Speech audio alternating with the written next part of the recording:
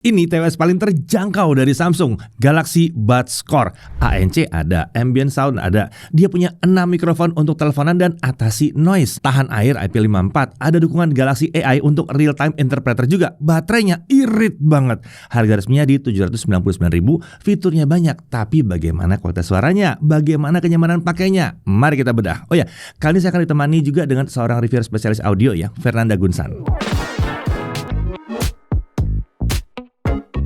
Ya, TWS ini sepertinya disiapkan Samsung untuk menggantikan posisi Galaxy Buds FE sebagai TWS paling terjangkau mereka.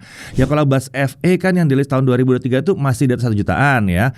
Pelan-pelan di market itu dia bisa turun di harga 700 ribuan atau bahkan bisa di bawah itu. Wah, kalau diskon ya. Tapi mungkin yang satu itu mau diganti sama yang lain, ya kan? Nah, sekarang Samsung meletakkan satu TWS spesial di posisi 700 ribuan, yaitu si Buds Core. Luar biasa.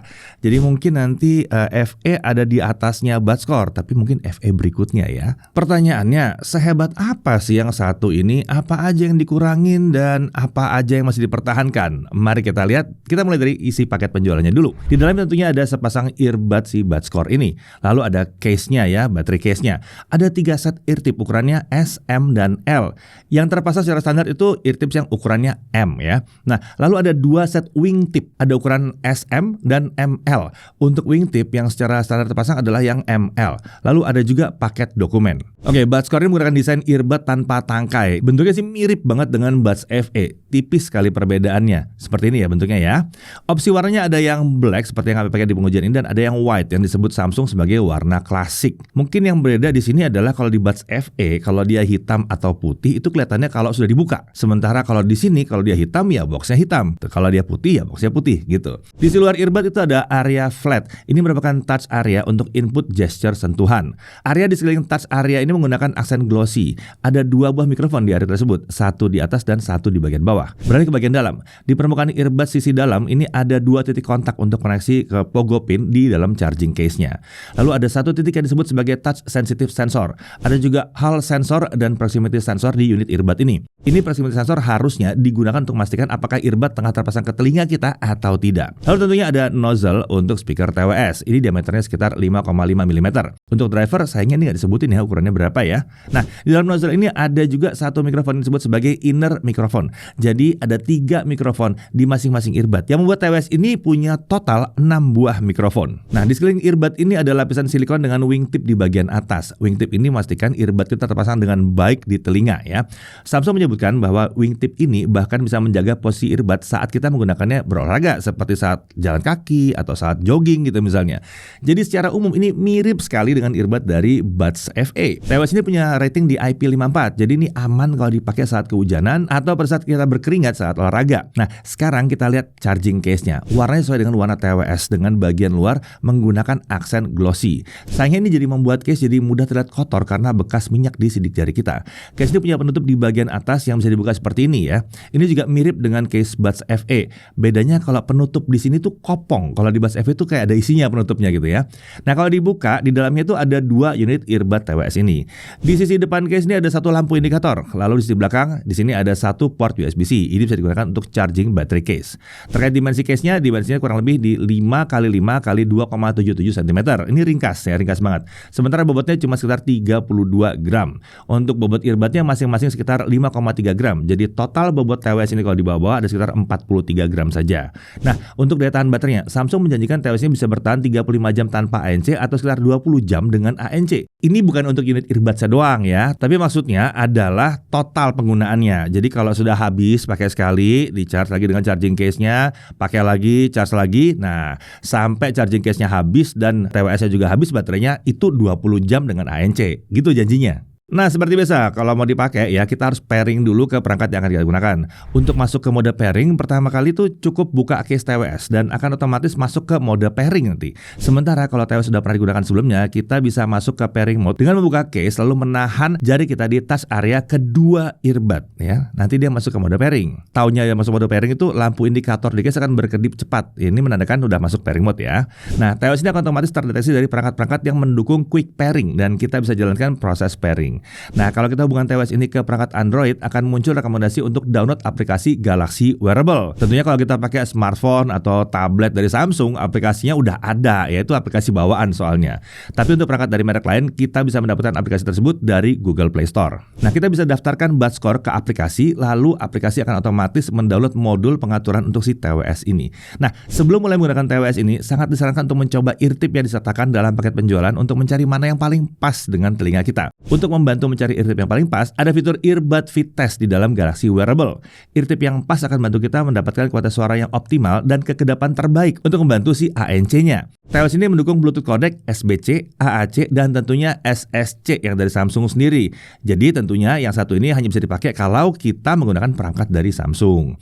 Sementara kalau pakai perangkat brand lain, sayangnya hanya tersisa SBC dan AAC saja.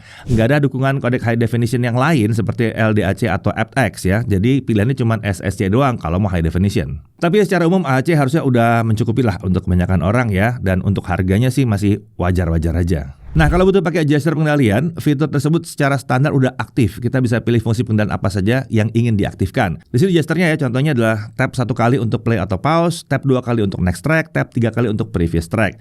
Sayangnya 3 gesture ini nggak bisa diubah fungsinya. Kita hanya bisa mengubah fungsi gesture touch and hold saja. Jadi yang sentuh terus ditahan, itu bisa diganti-ganti. Opsinya bisa untuk pengaturan ANC atau ambient sound, mengaktifkan Bixby, interpreter, serta fitur mindfulness. Ini bisa diberikan fungsinya antara earbud kiri dan earbud kanan. Nah, kalau kita butuh pengaturan volume, touch and hold di earbud kiri juga bisa diatur ke volume down, dan untuk earbud kanan itu jadi volume up. Sementara untuk gesture terkait call control ya, untuk penelponan itu hanya ada tap 2 kali untuk menerima atau mengakhiri panggilan, lalu touch and hold untuk menolak panggilan masuk. Nah, di aplikasi kita bisa milih untuk menggunakan active noise cancelling atau ambient mode, atau bisa juga kita tidak menggunakan keduanya dengan mengatur pilihan ke off. Tidak ada pengaturan lebih lanjut untuk ANC dan ambient mode di TWS ini. Selain mengatur ANC dan gesture, di tampilan utama menu pengaturan Buds Core ini juga terlihat ada Find My Earbuds. Kemudian informasi sisa baterai di kedua earbuds dan di case juga ditampilkan di sini ya. Nah, di sini Samsung menyatukan tampilan sisa baterai untuk earbuds kiri dan earbuds kanan. Tapi ini tampil sebagai presentasi penuh ya, bukan cuma sekedar indikator atau per 10% aja, baik untuk earbud maupun case-nya. Nah, apakah cuma itu aja fungsi yang tersedia di aplikasi ini? Nah, sebetulnya masih ada beberapa fungsi lain yang bisa diakses dari earbud settings. Ada earbud fit test yang tadi kita bahas ya. Lalu ada juga equalizer dengan beberapa preset seperti dynamic, smooth, clear, balance, bass boost, dan treble boost. Sayangnya di sini nggak ada pengaturan manual untuk equalizer. Kalau smartphone kita tidak menyediakan pengaturan equalizer manual, kita mau nggak mau harus mengandalkan presetnya saja. Untungnya kalau dipadukan dengan smartphone Samsung, kita bisa pakai equalizer bawaan di menu setting smartphone. Nah, di situ ada customnya juga ya. Ada juga pengaturan untuk fitur Read Notification Aloud. Ini membuat notifikasi dari beberapa aplikasi yang mendukung itu akan otomatis dibisikkan ke dalam telinga kita saat kita sedang menggunakan TWS. Lalu ada lagi opsi untuk mengaktifkan ambient sound secara otomatis saat ada panggilan masuk, serta in-ear detection untuk panggilan masuk. Ini akan membuat suara dari panggilan otomatis dikeluarkan dari TWS saat earbud terpasang ke telinga kita, dan otomatis dikeluarkan dari earpiece atau speaker saat TWS tidak terpasang ke telinga kita. Nah, untuk fitur lainnya ada seamless connection. Ini memungkinkan TWS mengalihkan koneksi secara otomatis ke perangkat-perangkat yang terhubung ke Samsung account yang sama. Ada nih di sini nih ya. Jadi kalau kita punya 2 HP Samsung yang sudah terkoneksi, kalau kita hidupkan layar si HP yang A, langsung pindah ke A. Kita hidupin layar HP yang B, langsung pindah ke yang B. Tapi perhatikan ya, bahwa Samsung sudah memperingatkan kalau ini bisa juga malah mengganggu kita, karena koneksi bisa saja tiba-tiba pindah ke perangkat lain saat tidak kita inginkan. Nah, akses ke Labs ini juga ada di sini. Di sini biasanya untuk fitur-fitur yang masih dalam tahap pengembangan. Salah satunya di sini adalah gaming mode untuk latensi yang lebih rendah saat kita menggunakan TWS untuk main game. Nggak ketinggalan, ada juga pengaturan aksesibilitas kalau dibutuhkan, fitur software update untuk firmware TWS, serta reset ke kondisi standar pabrik. Seperti itu ya kira-kira isi dari aplikasi pendukung penggunaan Buds Core ini. Sekarang mari kita langsung coba pakai si TWS ini. Nah, sekarang mari kita bahas kualitas suaranya dulu. Untuk si bass ini besar dan lantang, besar banget bassnya. Tapi karakternya bukannya menghentak-hentak banget di sini ya, jadi besar aja gitu ya. Lalu untuk mid, ini sudah oke banget midnya untuk kelas harganya. Ini udah rapi lah midnya nih ya. Untuk sisi high, nah di unit kami ini sih nada tingginya masih oke kalau volumenya tidak bisa terlalu tinggi. Tapi kalau udah ke 80% ke atas lah gitu ya, sisi high ini bisa terasa ketinggian ya.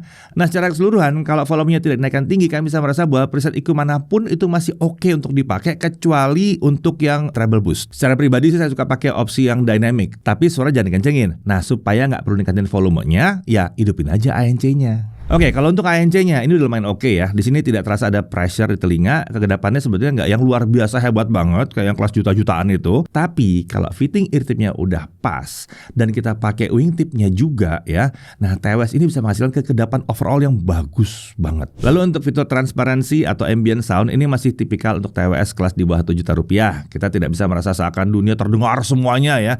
Bedakan dengan Buds 3 Pro, itu beda banget. Tapi seenggaknya kita masih bisa mendengar lah suara-suara dari luar ya, masih bisa banget. Nah untuk mikrofon, hasil rekamannya kurang lebih seperti ini. Ya seperti yang teman-teman lihat, sekarang saya sedang berada di pinggir jalan untuk menguji kualitas mikrofon dari Samsung Galaxy Buds Core. Dan bisa teman-teman lihat juga di belakang saya lagi ramai kendaraan dan suara saya masih dapat ditangkap dengan jelas di sini. Secara umum TWS ini tergolong baik untuk kelas harganya ya. Selama volumenya tidak ditingkatkan tinggi, suaranya mantap. Bahkan udah bisa bersaing dengan yang harganya 1 jutaan sebetulnya. Tapi kuping kan bisa beda-beda ya. Oke, sekarang mari kita dengarkan pendapat dari Fernanda Gunsan. Oke, sekarang gue akan bahas dari sisi suaranya. Si Samsung Galaxy Buds Core ini sebenarnya punya driver yang bagus. Apa itu driver yang bagus? Sebenarnya dia kayak sensor kameranya nih, jernih. Ataupun kayak monitor LED panelnya tuh bagus. Cuma dia tuningannya tuh agak terlalu banyak mid bass to sub bass-nya, agak madi, dan upper mids-nya di region vokalnya tuh agak turun sedikit. Tapi nanti naik lagi di 10 kHz, agak ada brittle, sizzle, treble yang di boost agak lancip sedikit. Sehingga sebenarnya sih performa dari teknikalitasnya, si Galaxy Buds Core ini punya imaging, ataupun soundstage, ya, dan separasi yang sebenarnya nggak jelek. Untuk di budget 1 juta, jernih, resolusinya bagus, ya, karena tadi gue bilang drivernya bagus. Gitu. Tapi monitornya nih, LED panelnya emang bagus, terang, jernih, cakep gitu ya, rapet-rapet gitu resolusinya. Cuma tuningannya menurut gue masih agak slightly kurang akurat. Jadi kayak mungkin dark shadow-nya agak terlalu dark, ataupun warna RGB-nya nih rednya agak slightly orange gitu. Jadi agak slightly kurang akurat aja, nggak seperti tuningan-tuningan yang lagi umum banget sekarang, itu namanya JM1. Jadi sebenarnya lekukannya udah bagus, cuma agak banyak upper mids-nya agak di boost terlalu early dari starting dari 800 Hz, jadi agak honky sedikit vokalnya. Tapi vocal presence-nya yang seharusnya agak lebih naik sekitar 2 hingga 4 kHz ini justru agak turun. Dan kalau misalnya kita tarik garis dari sub bass tertingginya ke upper mids-nya, ini tetap lebih tinggi si mid bass to sub bass-nya, dan ini di boost-nya nggak dari 100 Hz ke bawah. Justru ini akan ada madi sedikit di 125-150 Hz-nya. Region vokalnya agak tenggelam sedikit, slightly agak di bawah mid bass to sub bass-nya, dan di sini di boost lagi di 10 kHz-nya. Sebenarnya ini nggak terlalu bright. Cuma karena ininya turun banget, jadi vocal presence-nya agak turun, jadi mungkin kalau lu denger clap, treble, ya, itu akan agak bright di sini sedikit. Jadi emphasize suara utamanya itu ada di region bass ini, mid bass to sub bass-nya ini agak di boost banyak, jadi agak madi, vokal agak tenggelam dengan sizzle treble yang agak lancip dikit aja di 10 kHz. Jadi drivernya bagus, teknikalitasnya bagus, resolusi, imaging, separation maupun soundstage-nya bagus. Cuma tonality-nya kalau bisa dibenerin sedikit mungkin lebih oke. Sialnya tuh tidak ada custom EQ di Samsung Galaxy Buds Core ini. Cuma bisa di EQ lah kalau misalnya kalian pakai HP-nya Samsung, kurang lebih EQ-nya tuh sama frekuensi-frekuensinya. Kalau mau diatak-atik bisa turunin mid bass to sub bass sedikit dan coba turunin 10 kHz-nya kalau bisa, dan boost 2 hingga 3 kHz-nya kalau misalnya pengen vokal presence-nya lebih hadir lagi. Performa noise cancellingnya juga bagus, kedap dari sisi ear tips dan wing tip-nya itu ngebantu banget ceiling passive isolation-nya jadi lebih oke. Tapi secara active noise cancellation mungkin performanya nggak terlalu banyak untuk ngeredam karena udah kebantu banget sama passive isolation-nya. Cuma jadinya tetap makin kedap banget. Di budget yang sama itu menurut gua under 1 juta ataupun 700 ribuan, ini salah satu yang paling kedap. Tapi kalau dari sisi transparansinya sebenarnya cukup natural, cuma nggak se-boosted Samsung Galaxy Buds 3 Pro yang mana tuh bocornya tuh bocor banget, sama kenceng banget gitu, volumenya kayak di boost banget, suara di luar tuh di boost masuk ke dalam telinga kita. Nah kalau ini tuh nggak di boost terlalu banyak, dan bocornya masih fokus di sekitar upper mids to treble, jadi nggak terlalu banyak bocoran di lower frekuensi. Oke, lanjut lagi, bagaimana dengan daya tahan baterai dari TWS ini? Nah saat kami coba dengan kodek SSC ya, berarti disambungkan dengan smartphone Samsung, volume di 50% dan ANC-nya aktif, kita bisa mendapatkan daya tahan sekitar 9 jam untuk sekali charge. Sekali charge TWS-nya ya, unit TWS-nya, earbuds-nya doang, bukan sekali charge charging case-nya. Nah, ini awet banget. Biasanya TWS itu bisa bertahan 6-7 jam untuk satu kali charge. Bahkan kalau bisa dapat 8 jam aja itu udah bagus banget. Ini nyampe ke 9 jam. Sementara untuk isi ulang TWS dari kosong sampai penuh, baterai di case itu terpakai sekitar 30-33%. Jadi secara umum sekali charging penuh case itu bisa mengisi ulang baterai di kedua earbud dari kosong sampai penuh sebanyak 3 kali. Ini berarti daya tahan baterai yang kami dapatkan ada di atas klaim Samsung yang katanya cuma 20 jam pakai ANC. Ya kemungkinan klaim Samsung itu adalah hasil pengujian internal mereka dengan volume yang lebih tinggi atau bisa jadi juga kodeknya berbeda. Dan jelas mungkin musiknya juga beda ya. Oke, untuk harganya kita bahas dari awal bahwa harganya di 799.000. Kita langsung masuk dalam hal yang perlu diperhatikan. Pertama, kalau tidak dihubungkan ke smartphone Samsung, TWS ini cuma bisa menawarkan kodek SBC dan AAC saja. SSC yang lebih high definition itu hanya tersedia saat TWS terhubung ke perangkat Samsung. Lalu di sini tidak ada pengaturan equalizer manual di dalam aplikasi pendukung TWS ini. Kemudian, aksen glossy yang membuat case TWS ini mudah kelihatan kotor karena bekas-bekas minyak dari tangan kita. Lalu, walaupun kualitas suaranya oke, tapi volumenya nggak boleh dipentokin. Rasanya agak aneh kalau dipentokin gitu ya. Tapi sebetulnya nggak sehat juga sih kalau dengerin TWS dengan volume tinggi-tinggi banget kan. Dari sisi menariknya, daya tahan baterainya ini sih luar biasa. Ini TWS Samsung yang paling irit baterai. Lalu kekedapan suaranya juga mantap. ANC-nya dipadukan dengan fitting yang pas dan wingnya tadi ya, dengan wingtipnya tadi membuat dia jadi salah satu TWS paling kedap di bawah 1 juta rupiah. Kemudian di sini ada dukungan pengaturan dan pemantauan dari aplikasi Galaxy Wearable sendiri. Lalu rating IP54 ini aman dipakai kehujanan tipis-tipis, nggak ada masalah nih ya. Lalu ada 3 opsi ear tip dan 2 opsi wingtip dalam paket penjualan. Ini bisa membantu kita dapetin fit yang pas. Wingtipnya juga membuat earbud TWS ini tidak mudah lepas dari telinga nih ya. Ini nyaman banget nih buat dipakai buat traveling, buat jalan, buat olahraga jadinya ya. Lalu ada integrasi dengan beberapa fitur khas Samsung seperti Bixby dan AI Interpreter. Tentunya kalau dihubungkan ke perangkat Samsung yang sudah mendukung juga.